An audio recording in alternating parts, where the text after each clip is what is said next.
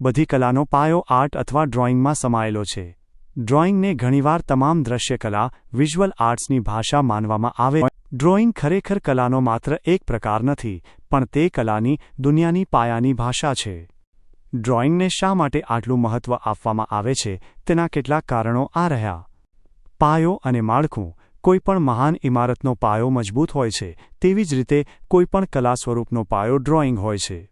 પછી ભલે તે પેઇન્ટિંગ હોય, શિલ્પકૃતિ હોય કે પછી આર્કિટેક્ચર. ડ્રોઇંગની સમજણ વિના પ્રમાણ, પ્રપોર્શન, પરિપ્રેક્ષ્ય, પર્સ્પેક્ટિવ અને રચના, કોમ્પોઝિશન જેવી મૂળભૂત બાબતોને સમજવી અશક્ય છે.